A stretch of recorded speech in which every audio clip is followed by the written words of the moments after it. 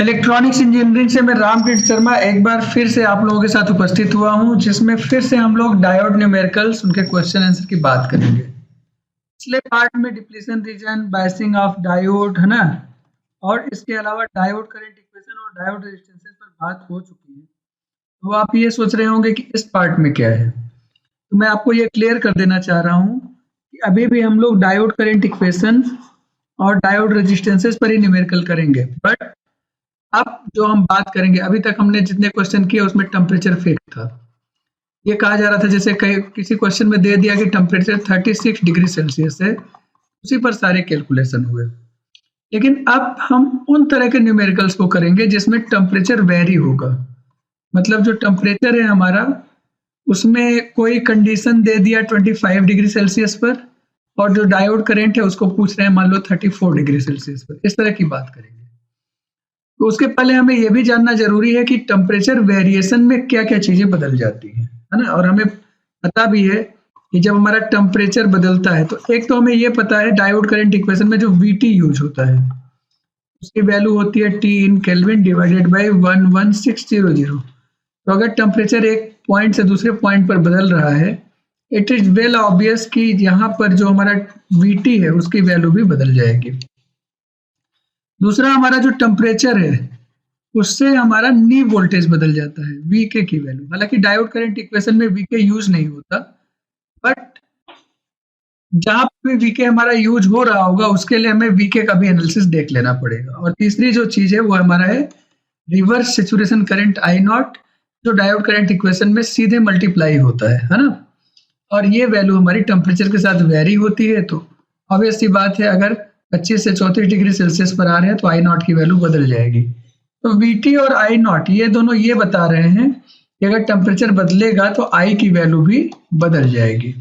इसलिए अब हम लोग उन्हीं क्वेश्चंस को दूसरे तरीके से करेंगे, जब हमारा टेम्परेचर वेरिएशन होगा उसमें करके देखने का प्रयास करेंगे। So this is the part 2 for the numerical of PN junction diode using diode current equation. तो इसको हम लोग शुरू करते हैं। हमारे पास कुछ फार्मूले थे, उसको एक बार हम और रिवाइज कर लेते हैं। इन फार्मूले को आप एकदम से आपको याद करना है। I equal to I0 e to the power V upon eta VT minus 1। This is diode current equation. यहाँ पर I आपका डायोड करंट है, I0 रिवर्स सैचुरेशन करंट है ना। I आपका क्या है, डायोड करंट है, I0 reverse saturation current, VD या V आपका वोल्टेज अक्रॉस डायोड है, ईटा मटेरियल कांस्टेंट है, और VT टेम्परेचर थर्मल कांस्टेंट है ना। टेम्परेचर अगर T है हमारा केल्विन में तो VT की value T in kelvin divide by 11600 volts होती है। ठीक है, I0 और VT ये दोनों टेम्परेचर डिपेंडेंट पैरामीटर्स हैं, जिसके बारे में आगे बात हम लोग करने जा रहे हैं। और अगर एक बार हमारा करंट निकल गया तो V अपॉन I हमें स्टैटिक रेजिस्टेंस की वैल्यू प्रोवाइड करेगा, और डायनेमिक रेजिस्टेंस के लिए ईटा VT upon I plus I0। ये सारे फार्मूले हमने पिछली बार भी पढ़े थे, तो पिछले वीडियो में इस पर एनालिसिस की गई थी। इसके पहले वाले लेक्चर्स में इसके डेरिवेशन भी है, उसको हम लोग ध्यान में बनाकर रखेंगे। तो हम लोग शुरू करते हैं। दो ऐसे पैरामीटर हैं जो नी वोल्टेज पर सीधे सीधे डिपेंड करते हैं। एक होता है नी वोल्टेज और दूसरा होता है रिवर्स सैचुरेशन करंट। तो सबसे पहले नी वोल्टेज की बात कर लेते हैं। मान लीजिए हमारा जो नी वोल्टेज है ना, वो VK1 है T1 टेम्परेचर पर। मतलब जो हमारा टेम्परेचर है वो T1 से T2 बदल रहा है। तो उस कंडीशन में हम कह रहे हैं VK1 से हमारा जो नी वोल्टेज है VK2 में बदल रहा है ना। तो मान लीजिए टेम्परेचर बदल जाता है, T2 हो जाता है, तो उस पर नी वोल्टेज की जो हमारी वैल्यू है वो VK2 है। In that condition VK2 will be equal to, मतलब जो नया हमारा नी वोल्टेज होगा वो हमारा क्या होगा, पुराना नी voltage minus 0.0026 into T2 minus T1। यहाँ T2 बाद वाला टेम्परेचर है और T1 पहले वाला टेम्परेचर है। मेरे पास समझ में आ रही होगी, मतलब चेंज इन टेम्परेचर। तो अगर T1 से टेम्परेचर T2 हो रहा है, इसका मतलब जो चेंज इन टेम्परेचर है डेल T, उसकी वैल्यू क्या होगी, T2 माइनस T1 होगी। यही T2 माइनस T1 0.0026 में मल्टीप्लाई हो रहा है, और ये वैल्यू हमारी पुरानी नी वोल्टेज से माइनस हो रही है ना। इतनी बात समझ में आ गई।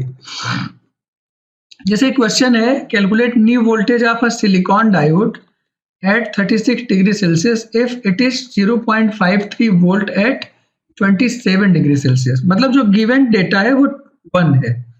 जैसे यहाँ पर गिवन क्या है, नी वोल्टेज 0.53 वोल्ट, तो जो टेम्परेचर है वो T1 हो गया। T1 हमारा 27 डिग्री सेल्सियस, और जो हमारा VK है VK1 ये हमारा 0.53 वोल्ट हो गया। ये बात समझ में आ गई। अब T2 इन्होंने अब दिया है कि T2 हमारा 36 डिग्री सेल्सियस है, जिस पर हमें VK2 निकालना है। हमेशा जो नोन क्वांटिटी उसको 1 मानेंगे और जो निकालना है उसको 2 से। अब उस कंडीशन में VK2 हमारा क्या हो जाएगा, आप बताओ। VK1 minus 0.0026 T2 minus T1। आप अपनी कॉपी में साथ में करते चलो ताकि आपको एकदम क्लियर रहे। तो 0.53 माइनस 0.0026 इंटू T2 है 36 और T1 है 27। 36 minus 27 will give you 9, तो 0.53 minus 0.0026 into 9, और इसको सॉल्व करेंगे तो 0.53 minus 0.0026 into 9 and this will give you 0.5066 volt. यही आपका नया न्यू वोल्टेज हो जाएगा। तो मेरे ख्याल से आपको बात समझ में आ गई। ये जो गिवन डेटा है वो T1 और VK1 है, और जो टेम्परेचर दूसरा वाला दिया है जिस पर हमें वैल्यू निकालनी है उसको हमेशा T2 मानेंगे और VK2 की वैल्यू को इस तरह से सॉल्व करेंगे। ऐसे क्वेश्चन और करते हैं। अब आप लोग अपने कैलकुलेटर से एक बार खुद से करके देखिए, वीडियो को पॉज करके, हालांकि मैं यहाँ बता रहा हूँ आपको। तो देखो जो गिवन न्यू वोल्टेज है VK1 वो हमें दिया है 0.35 वोल्ट, और T1 हमारा दिया है 55 डिग्री सेल्सियस, और T2 हमारा दिया है 37 डिग्री सेल्सियस, और T2 पर हमें VK2 निकालना है। तो VK2 हमारा क्या हो जाएगा, VK1 पहले फार्मूला लिखें तो ज़्यादा क्लियर रहेगा, माइनस 0.0026 T2 माइनस T1। अभी हमारा हो गया 0.35 माइनस 0.0026, T2 की वैल्यू हमारी है 37, T1 है 55। सो आप इस तरह से इसको देख सकते हैं कि ये जो वैल्यू है ये हमारी माइनस में आएगी, और ये माइनस 18 डिग्री हो गया, तो ये हमारा हो गया 0.35 माइनस 0.0026 इंटू माइनस 18। माइनस और माइनस मल्टीप्लाई होकर प्लस हो जाएंगे, 0.35 प्लस 0.0026 इंटू 18। आप इसको सॉल्व कर लीजिए। अब देखिए यहाँ पर चूंकि टेम्परेचर हमारा कम हुआ है, पहले 55 था बाद में 37 हो गया, टेम्परेचर हमारा कम हुआ है, तो ऐसी कंडीशन में न्यू वोल्टेज की वैल्यू हमारी बढ़ती है, ये हमको पता होना चाहिए। तो इसको सॉल्व कर लें, ये वैल्यू हमको मिलेगी 0.3968 वोल्ट, 68 वोल्ट। इस तरह से ये वैल्यू हमको मिलेगी। इसी तरह से वेरिएशन में, जैसे न्यू वोल्टेज में वेरिएशन था, वैसे ही रिवर्स सैचुरेशन करंट में भी हमको वेरिएशन दिखाई देगा, है ना। ये जो रिवर्स सैचुरेशन करंट में वेरिएशन है उसके लिए क्या कॉन्सेप्ट है उसको भी समझ लेते हैं। तो मान लीजिए T1 टेम्परेचर पर रिवर्स सैचुरेशन करंट की वैल्यू I01 है, I01, और अगर टेम्परेचर बदलकर नया वैल्यू T2 हो गया उसका, ऐसी कंडीशन में रिवर्स सैचुरेशन करंट को मान लीजिए I02 है। ये वैल्यू को सॉल्व करने का तरीका है I02 equal to I01 into 2 to the power T2 minus T1 divided by 10, है ना। बात समझ में आ रही है। I02 equal to I01 into 2 to the power T2 minus T1 divided by 10, ये हमें मिलेगा। इज इट ओके और नॉट? Yes, very okay. ठीक है, तो अब इसको एग्जाम्पल की सहायता से करेंगे तो ज्यादा क्लियर होगा, है ना। T1 और T2 न्यू वोल्टेज में भी ये था, इसमें भी ये है। T1 और T2 या तो डिग्री सेल्सियस में हो या तो केल्विन में हो, इसको ध्यान में रखना है। तो मान लीजिए हमको कैलकुलेट करना है reverse saturation current 37 degree Celsius पर, मतलब ये T2 की वैल्यू है जिस पर निकालना है वो T2। If it is 201 microampere, मतलब रिवर्स सैचुरेशन करंट की वैल्यू दिया है, ये हमारा क्या हो गया, I01 हो गया, और जो टेम्परेचर पर ये दिया है उसको T1 कहेंगे, तो T1 की वैल्यू 55 डिग्री सेल्सियस होगी।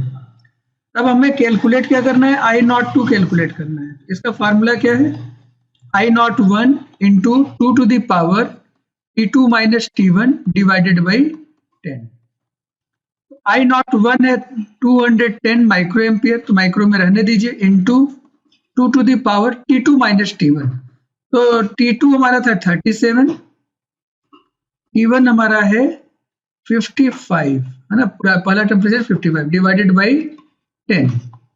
अब इसको और ठीक से अगर हम लिखें तो ये हमारा 210 इंटू 2 टू द पावर, आपको पता है ना 37 में से 55 को माइनस करोगे तो -18 आएगा, और 10 से इसको डिवाइड कर देंगे तो ये हमारा आ जाएगा -1.8, और इसकी वैल्यू को कैलकुलेटर की सहायता से सॉल्व कर लीजिए। तो ये हमारा 210 मतलब 210 into 2 to the power, bracket में कैलकुलेटर में ब्रैकेट जरूर लगाना, -1.8 ब्रैकेट बंद, इसकी वैल्यू आ जाएगी I02 की वैल्यू, है ना, नया रिवर्स सैचुरेशन करंट हो जाएगा 60.307 माइक्रो एम्पियर।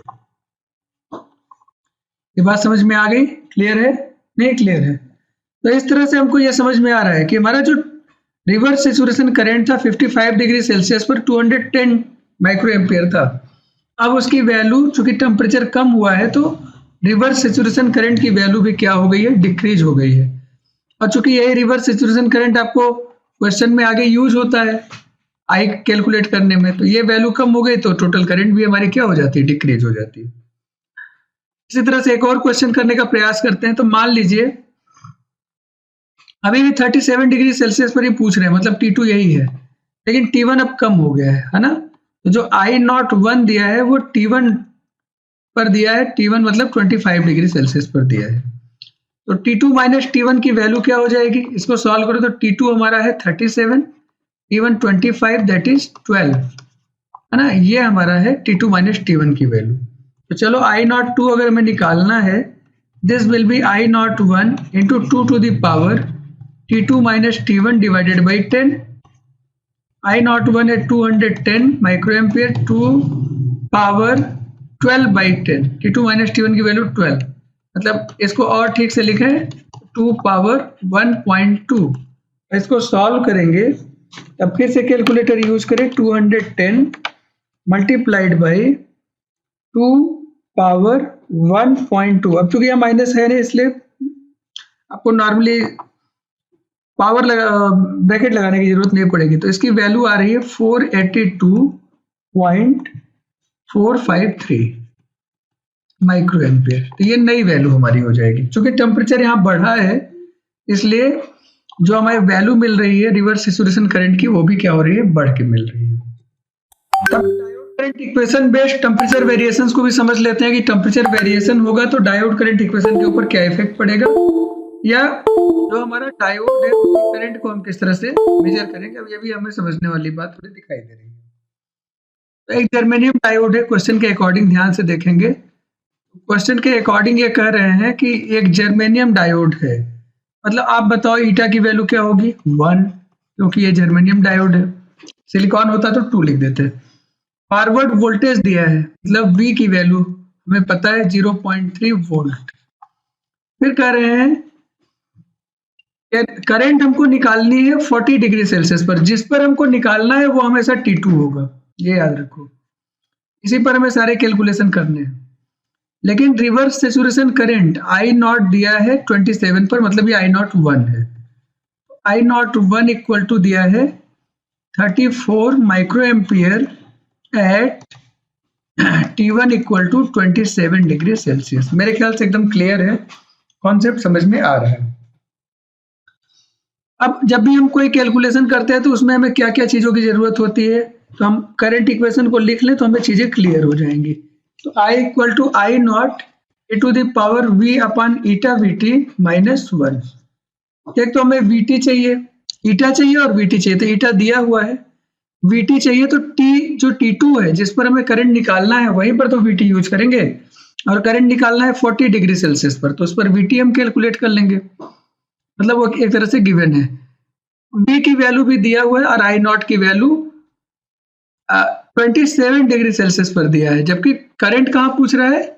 40 डिग्री सेल्सियस पर। तो हमें किस पर निकालना पड़ेगा? पहले I02 की वैल्यू निकालनी पड़ेगी T2 पर, क्योंकि यही हमको करंट इक्वेशन था। यहाँ पर अगर हम बगल में लिख लें एट 40 डिग्री सेल्सियस, तो सारा कॉन्सेप्ट एकदम क्लियर रहेगा। मतलब हमें आई नॉट भी रखना है 40 पर, वीटी भी रखना है 40 पर, है ना।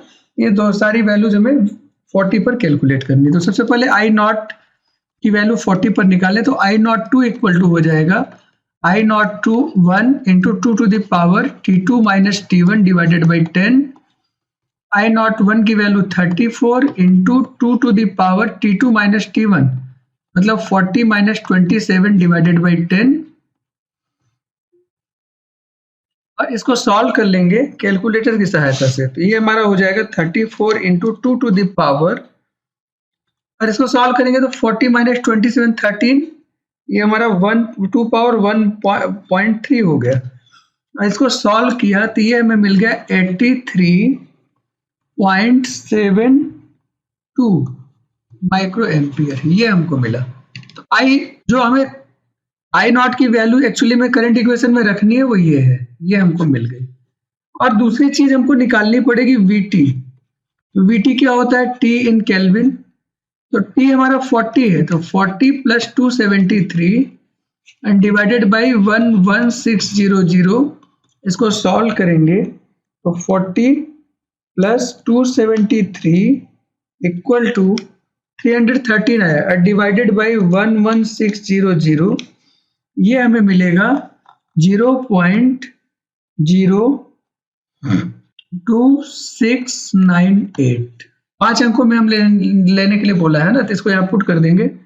अब ये सारी वैल्यूज हम यहाँ पुट कर दें तो ये हमें मिल जाएगा 83.72 माइक्रो है into 10 power minus 6 into e to the power, V की वैल्यू आप बताओ, वी की वैल्यू थी 0.3 divided by germanium diode 1 into VT की वैल्यू 0.02698, ये हमको मिलेगा -1। ठीक है, तो ये हमारा हो गया 83.72 इंटू 10 पावर माइनस 6। इसको सॉल्व कर लीजिए, तो हम ई टू द पावर को सॉल्व कर लें तो ई टू द पावर ब्रैकेट लगाया 0.3 डिवाइडेड बाई 0.02698 ब्रैकेट बंद किया, ये ई टू द पावर आ गया और -1 कर दिया, है ना। ये वैल्यू हमको मिल रही है 67462.8828586, है ना, ये हमको मिल रहा है। और इसको ठीक से सॉल्व कर लें तो हमें ये क्या मिल जाएगा, करंट की वैल्यू मिल जाएगी। मतलब जो भी ये मिला है हमको, है ना, इसको इसमें हम मल्टीप्लाई कर दें 83.72 into 10 to the power minus 6। इसको सॉल्व किया तो ये हमें मिल गया I इक्वल टू 5.648 एम्पियर, यही हमको मिल गया। अगर मान लीजिए क्वेश्चन में, अब इसमें पूछा नहीं गया है, लेकिन मान लो स्टैटिक रेजिस्टेंस पूछ लेता तो हमारा क्या हो जाता, V अपन I, V है 0.3 वोल्ट और I हमारा क्या है 5.648, ये भी एम्पियर में है। इसको सॉल्व कर देते तो ये हमें मिल जाता 0.3 डिवाइडेड बाई 5.648 और ये वैल्यू हमको मिल जाती 0.053 ये ओम में, है ना। इसी तरह से अगर आरडी की वैल्यू पूछ रहे हैं तो आरडी की वैल्यू क्या आ जाती, eta VT divided by I plus I not.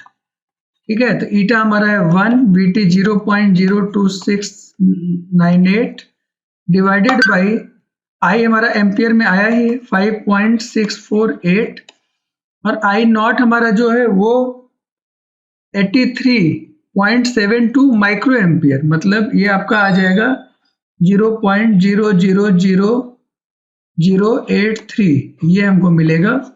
और इसको आप सॉल्व कर लेंगे तो ये वैल्यू हमको आ जाएगी 0.02698 डिवाइडेड बाई ब्रैकेट लगा दिया हमने 5.648 प्लस 0.00083 ब्रैकेट बंद। इसको सॉल्व किया तो हमें मिल जाएगा 0.004 8 है ना ओम, ये हमको मिलेगा। मतलब आप इसको भी कैलकुलेट कर सकते हैं, कहने का मतलब ये है। ये समझ में कुल आ गया कि हमें टेम्परेचर बदलने पर दो डेटा को हमें डायोड करंट इक्वेशन में चेंज करना पड़ेगा। एक हमारा रहेगा VT और दूसरा रहेगा I0। VT तो जिस टेम्परेचर पे पूछ रहे हैं वो निकाल लेंगे। I0 की वैल्यू पहले पिछले टेम्परेचर से इस टेम्परेचर में कन्वर्ट करना पड़ेगा और फिर उस वैल्यू को डायोड करंट इक्वेशन में रखना पड़ेगा। इतनी बात क्लियर है? जैसे इस क्वेश्चन को देखो, यहाँ पर ईटा की वैल्यू है 2। क्यों 2 है? क्योंकि सिलिकॉन डायोड है। फिर फॉरवर्ड वोल्टेज की वैल्यू दिया है, V की वैल्यू 0.27 वोल्ट। फिर आप देखो टेम्परेचर T2 दिया है 39 डिग्री सेल्सियस, क्योंकि इसी पर करंट पूछ रहे हैं, है ना। तो I01 जो हमें दिया है वो है 103 micro ampere at temperature T1 है 29 डिग्री सेल्सियस। ठीक है, आप बताओ T2 माइनस T1 क्या होगा? सबसे पहले यहीं से शुरू करते हैं। तो T2 है 39, T1 है 29, माइनस करेंगे 10। अच्छा, एक बेसिक कॉन्सेप्ट याद दिला देते हैं आपको। If temperature increases by 10 degree,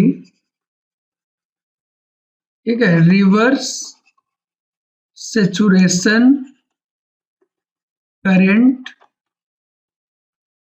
doubles, है ना। वो क्या हो जाता है? डबल हो जाता है। इसको देख भी लेते हैं। तो I02 हमारा क्या हो जाएगा? I01 into 2 to the power T2 minus T1 divided by 10, यही होता है हमारा। तो I01 हमें दिया हुआ है 103 into 2 to the power T2 minus T1 10 और डिवाइडेड बाई 10। तो 10 बाई 10 क्या हो गया? 1, 2 पावर 1 2 हो जाएगा। मतलब ये हो जाएगा 2 into 103, that is 206 micro ampere. सीधे सीधे आ गया। अभी हमने कहा भी था कि ये डबल हो जाएगा, है ना। अच्छा, तो ये हमारा 39 डिग्री सेल्सियस पर I02 की वैल्यू आ गई और 39 पर ही VT की वैल्यू भी निकालनी है। तो VT हमारा क्या हो जाएगा? 39 प्लस 273 डिवाइडेड बाई 11600। इसको हमें सॉल्व करना है। तो 39 प्लस 273 आएगा 312 डिवाइडेड बाई 11600। इसको सॉल्व किया तो वी गेट अ वैल्यू 0.026 है। तो आप इसको 9 लिख सकते हैं, 2690, है ना। ये हमें मिलेगा। तो VT की वैल्यू भी हमको क्लियर हो गई और I02 की वैल्यू भी हमको क्लियर हो गई। अब सीधे डायोड करंट इक्वेशन में इसको पुट कर दें। तो diode current equation I equal to I0 e to the power V upon eta VT minus 1, ये हमारा है 206 into 10 power minus 6 e to the power V की वैल्यू है हमारे पास 0.27 डिवाइडेड बाई 2 इंटू 0.0269 है ना, और माइनस 1। अब इसको आप कैलकुलेटर से सॉल्व कर लो। So this becomes 206 into 10 to the power, bracket लगाकर -6 ब्रैकेट बंद इंटू,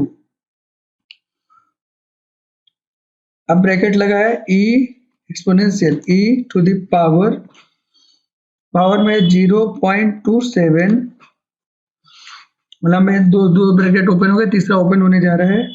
फिर डिवाइडेड बाई एक और ब्रैकेट हमने लगाया 2 इंटू 0.0269, तीनों ब्रैकेट, दो ए ब्रैकेट तो हमारा बंद हो गया, दूसरा ब्रैकेट हमारा बंद हो गया और -1 तीसरा ब्रैकेट हमारा बंद हो गया, है ना।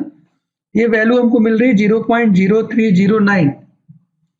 एक बार इसको और सॉल्व कर लेंगे। अगर हम e टू द पावर से सीधे चलें तो fix e to the power 0.27 divided by दूसरा ब्रैकेट 2 इंटू 0.0269 ब्रैकेट बंद, इसको सॉल्व किया -1 into 206 into 10 to the power -6 will give you, yes, the answer is correct, doubly verified, 0.0269 0.0309 ये हमारा एम्पियर में आ रहा है ना, इतना एम्पियर हमारा करंट है। तो आई की वैल्यू हमारी निकल गई। इस आई की सहायता से you can calculate R S, ठीक है, या आर डी, ये सारी वैल्यूज हम कैलकुलेट कर सकते हैं on the temperature 39 degree Celsius. इसी तरह से एक क्वेश्चन ये भी आपका काफी पूछा गया क्वेश्चन है ये, कि एक सिलिकॉन डायोड है जो फॉरवर्ड वोल्टेज 0.6 वोल्ट पर ऑपरेट हो रहा है, ठीक है। तो इसमें फैक्टर कैलकुलेट करना है कि करंट में क्या बदलाव आएगा अगर टेम्परेचर 25 डिग्री सेल्सियस से 150 डिग्री सेल्सियस तक बदल जाएगा, है ना, ये बात कही जा रही है। इसका मतलब पहले हमें करंट निकालना पड़ेगा 25 पर और उसके बाद हमें करंट निकालना पड़ेगा 150 पर, ठीक है। तो पहले टेम्परेचर पर जो भी VT आएगा, जब दोबारा करंट निकालेंगे तो VT की वैल्यू बदल जाएगी, एक तो ये ध्यान रखना है।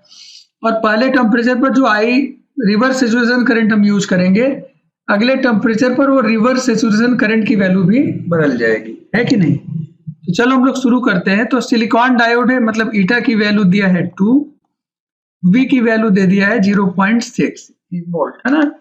ये दो चीज हमको एकदम क्लियर है, VT और I नॉट। तो VT तो हमारा आ जाएगा 25 डिग्री सेल्सियस पर, VT की वैल्यू हो जाएगी 25 प्लस 273 डिवाइडेड बाई 11600। पिछली बार हम लोगों ने इसको सॉल्व भी किया था, ठीक है। एक बार फिर से हम लोग सॉल्व कर लेते हैं। तो ये वैल्यू आ जाएगी हमारी 0.02569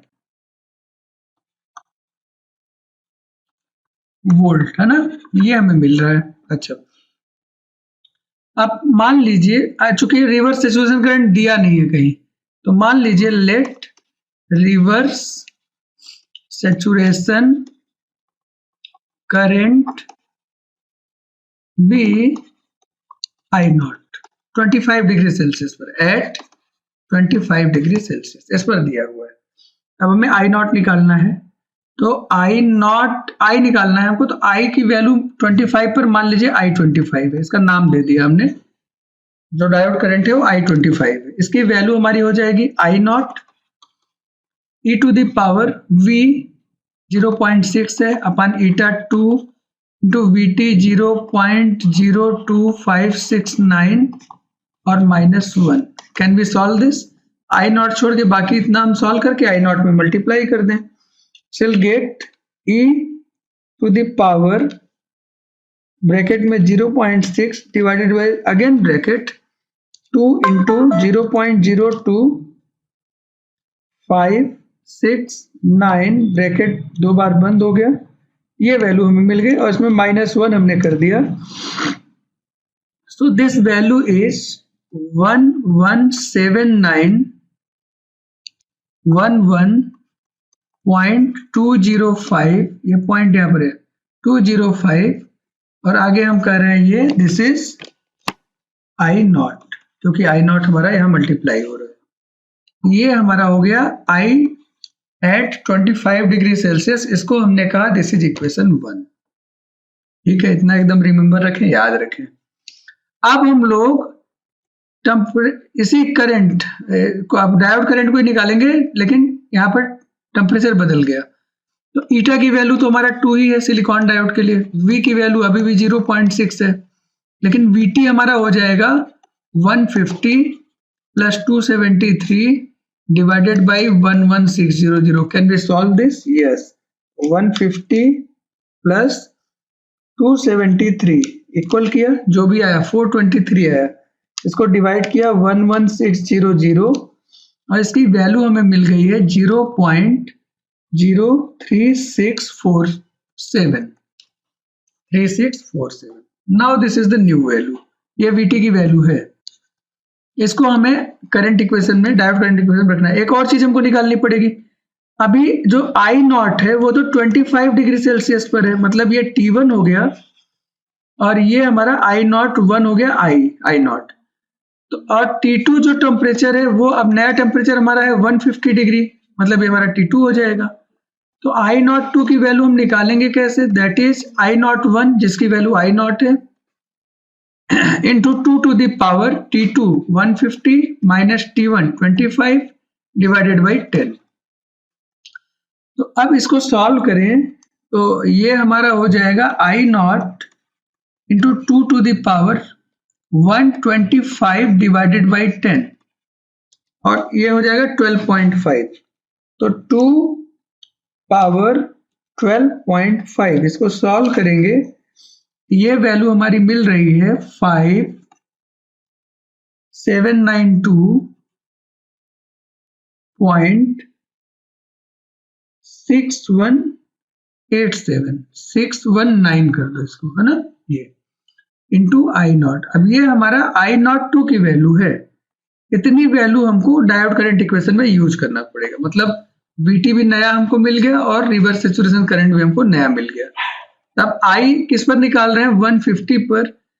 इसको हमने नाम दे दिया I 150 इक्वल टू हो जाएगा आई नॉट, नया वैल्यू 150 पर आई नॉट की वैल्यू ये है जो यहाँ आया हुआ है 5792.619 I naught into e to the power 0.6/2 into, और VT हमारा क्या है 0.03647 -1। अब इसको फिर से सॉल्व कर लें, ठीक है। तो पहले एक्सपोनेंशियल वाला सॉल्व करें, तो ये हमारा e to the power bracket में 0.6 डिवाइडेड बाई फिर से ब्रैकेट 2 इंटू 0.03647, दो बार ब्रैकेट बंद किया, जो भी आया है उसमें से -1 कर दिया कैलकुलेटर में ही।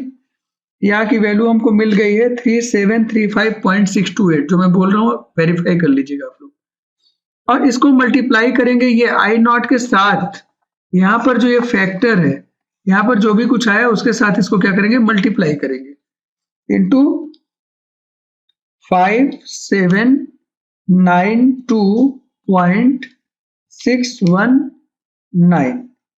इसको मल्टीप्लाई किया तो हमारे पास जो वैल्यू आ रही है ये है 21639.075.11 इंटू आई नॉट।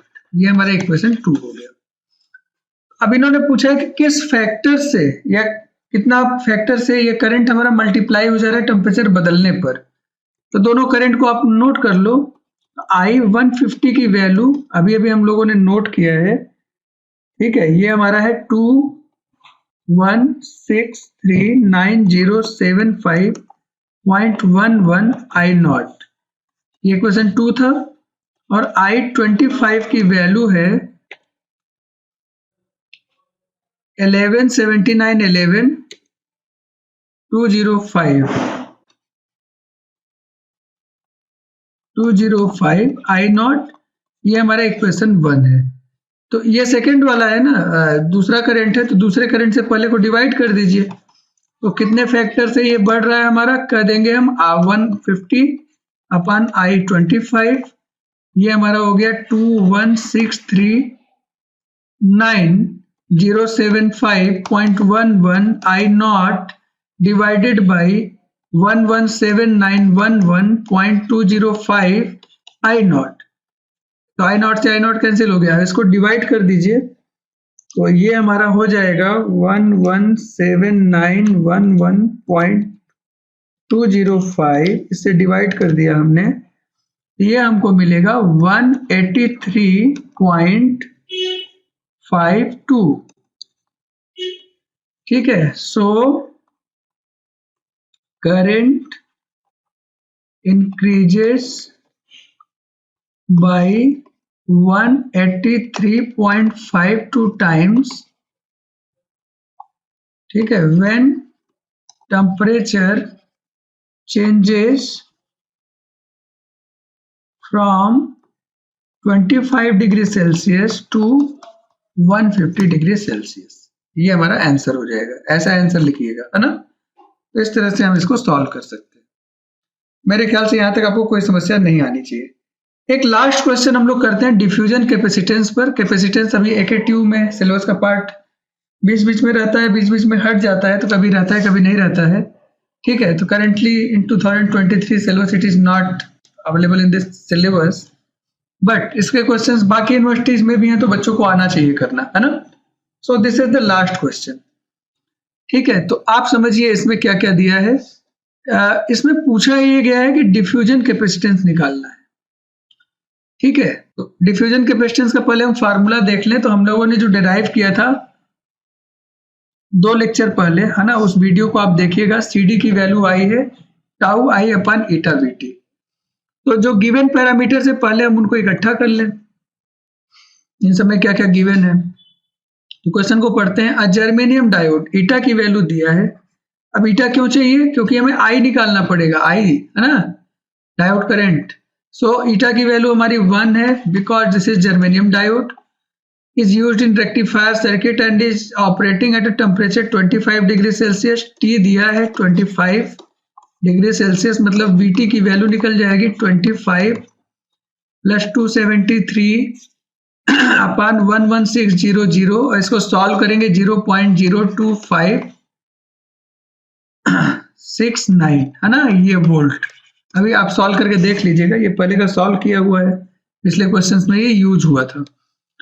इसी टेम्परेचर पर reverse saturation current I not दिया हुआ है 1000 माइक्रो एम्पियर या 1000 इंटू 10⁻⁻6 एम्पियर या 0.001 एम्पियर, ऐसा भी बोल सकते हैं। ठीक बात है ये, है ना। ये हमारा होगा मतलब 1000 या 1 मिली एम्पियर हो जाएगा 0.001 माइक्रो एम्पियर, इतना है।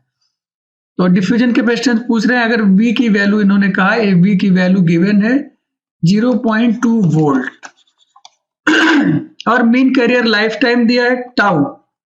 तो टाउ की वैल्यू है 50 नैनो सेकेंड या 50 इंटू 10⁻⁻9 सेकेंड, क्योंकि SI यूनिट में तो हमें इन्हीं सब में रखना है। इतनी बात हमको एकदम से क्लियर है।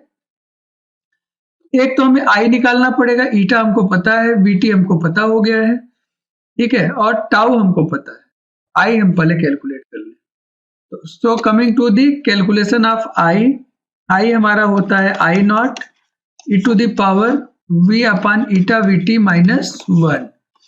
तो आई नॉट हमारा 0.001 सीधे एम्पियर में लिख रहे हैं, है ना, into e to the power V की वैल्यू 0.2 डिवाइडेड बाई 1 इंटू 0.02569, है ना। अभी पीछे पिछले पेज पर आप एक बार स्लाइड बदल कर आप पीछे जाकर देख सकते हैं। अपनी कॉपी में आप नोट करते चलिए तो आपको सॉल्व करना आसान हो जाएगा। अब इसको सॉल्व करते हैं। ये एक्सपोनेंशियल फंक्शन हमारा हुआ पावर में 0.2 डिवाइडेड बाई, एक और ब्रैकेट लगाया, 0.02659, ठीक है, और इस ब्रैकेट को हमने बंद किया, इसको सॉल्व किया। ये जो वैल्यू आ रही है हमारी 2404.58, इसमें से 1 माइनस करिए, अब 2403 आ गया। इतना हमने सॉल्व कर लिया। जो भी कैलकुलेटर में आया है उसमें इससे मल्टीप्लाई कर दे इंटू 0.001 विल गेट 2.404 एम्पियर, ये हमको मिल रहा है। ठीक है, तो एक तो हमें करंट की वैल्यू मिल गई, आई की वैल्यू मिल गई, ईटा की वैल्यू 1 है, VT की वैल्यू 0.02569 वोल्ट है, और टाउ की वैल्यू हमने लिखा था 50 इंटू 10⁻⁻9 सेकेंड। ये तीनों वैल्यूज को यूज करके अब मेन फार्मूले में पुट करें so that we can get CD। तो कैलकुलेशन ऑफ CD, तो CD की वैल्यू क्या हो जाएगी बताओ? तो CD will be equal to tau 50 into 10⁻⁹, I की वैल्यू 2.404 डिवाइडेड बाई ईटा की वैल्यू 1, VT की वैल्यू 0.02569। बस अब इसको सॉल्व कर लीजिए और देखिए क्या आ रहा है। तो सॉल्व करते हैं। 50 into 10 to the power bracket में -9 ब्रैकेट बंद इंटू 2.404, ये हमारा सॉल्व होके आया, कुछ इक्वल कर दिया। फिर इसको डिवाइड कर दीजिए 0.02569 से, विल गेट ये वैल्यू हमारे पास आ रही है 4.679 इंटू 10⁻⁻⁶। आप बताओ कैपेसिटेंस का यूनिट क्या होता है? फेरेड। फेरेड होता है ना। 10⁻⁻⁶ फेरेड को माइक्रो फेरेड लिख सकते हैं क्या? Yes. So this will be 4.679 micro farad. ये हमारी CD की वैल्यू है। तो इस तरह से अगर डिफ्यूजन कैपेसिटेंस निकालने के लिए आता है तो वो भी आप आसानी से कर सकते हैं। बशर्ते ये है कि थोड़ा पेशेंस के साथ ध्यान दें कि क्या क्या फार्मूले में यूज होना है और उसको कैसे कैलकुलेट करेंगे, है ना। इस तरह से जो diode current equation, diode resistance, diffusion capacitance या बेसिक क्वेश्चंस थे, वो सारा टॉपिक यहीं पर समाप्त होता है। मेरे ख्याल से यहाँ तक आपको कोई प्रॉब्लम नहीं होगी। फिर भी अगर कोई प्रॉब्लम हो तो उसके लिए आप YouTube वीडियो के कमेंट बॉक्स में क्वेरीज अपनी रख सकते हैं, सजेशन दे सकते हैं या जो भी कमेंट हो उस कमेंट के बारे में आप अपनी बात रख सकते हैं। अगर आपको किसी और टॉपिक पर वीडियो की इच्छा है जो आपके लिए बहुत जरूरी है ना, और बहुत इंपॉर्टेंटली आपको चाहिए, तो आप इस ईमेल आईडी के थ्रू हमसे बात कर सकते हैं जो इस तरह से आपको दिया गया है veuhvramksharma@gmail.com। इस पर भी आप लोग अपनी बात रख सकते हैं। चलिए, तो न्यूमेरिकल वाला पोर्शन आज मैंने इसलिए जल्दी से समाप्त कर दिया सो दैट कि आप अभी अपने एग्जाम्स में बैठने वाले हैं। एग्जाम्स में बहुत समय नहीं रह गया है ना, इसलिए आप उसकी कायदे से तैयारी करिए। कोई भी समस्या हो तो आप बेहिचक ईमेल आईडी के थ्रू संपर्क कर सकते हैं। हर क्वेरी का जवाब आपको दिया जाएगा। इस मोड पर वीडियो को यहीं पर समाप्त करते हैं। अगला वीडियो उससे भी इंपॉर्टेंट है जिसमें हम लोग डायोड के सीरीज पैरेलल कॉम्बिनेशंस के बारे में ध्यान देने वाले हैं, है ना। उसके लिए रेडी रहे, है ना। चैनल को सब्सक्राइब कर लीजिए सो दैट कि आपको इमीडिएटली जो अगला वीडियो अपलोड हो उसके बारे में तुरंत जानकारी मिल जाए। इसी मोड पर वीडियो को समाप्त करते हैं। आप लोगों के साथ अगले वीडियो में फिर मिलेंगे। तब तक के लिए आप सभी को नमस्कार।